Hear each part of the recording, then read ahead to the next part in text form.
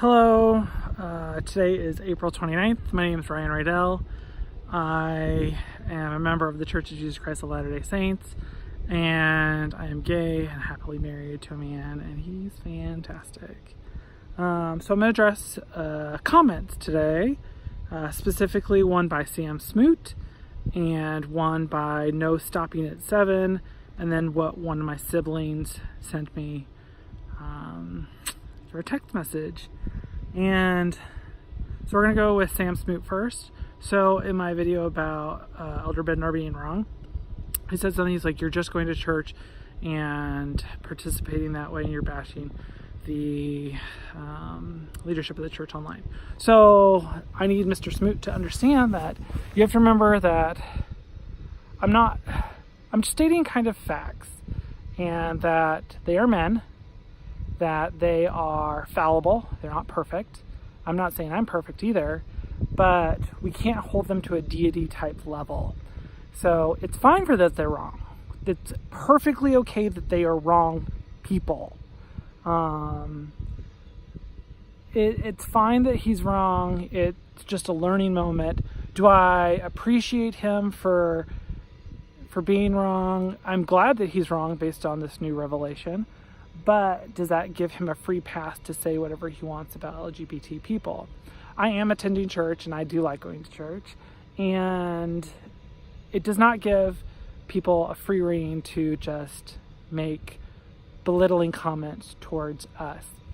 Now, one of my siblings sent me an article about the article that I was the talk by Elder Bednar that I was specifically speaking about. So there's an article where it says that LGBT people are up in arms about the things he said in a negative way.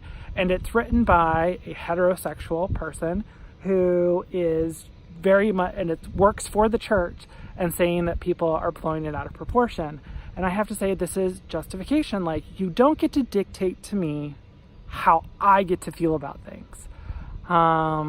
If you say something negative to me and you're like, it's a positive, you don't get to tell me that it's a positive, because if it comes off as a negative to me, I'm going to let you know.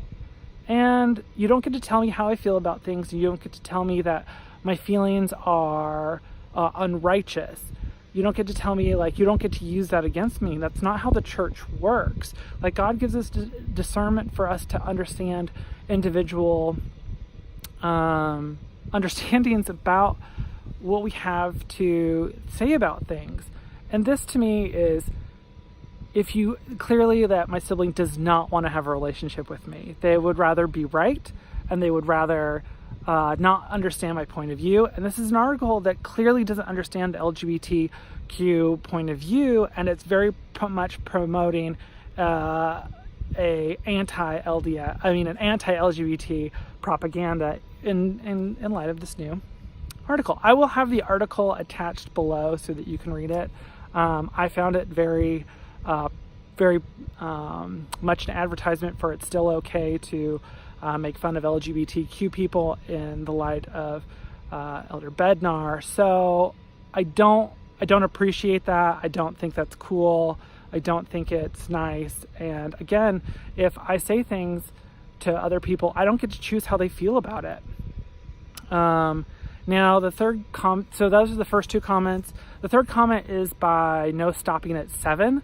And No Stopping at 7, so they had a really interesting comment. I thought about it a lot, because No Stopping at 7 is like, okay, so you like a church that doesn't like you back, and or no, why don't you feel the same way about your family that you feel about the church? So bigger things are, one is the church is a non-loving thing back. The church can't physically love you back or tell you that they love you like a person can. And for me, my family has said a lot of just nasty things, and I've said nasty things back. So to me, there's a lot of hard feelings there. But for me, what made me love the church is that when I went to church in Harlem, is that people saw past the parts of me that they didn't like, and they saw me as a person, and I became friends and a loved one to many of these people, and they became loved to me as well. And I love inviting people to come to church with me, especially when I feel welcome at church. So feel free to come with me to church.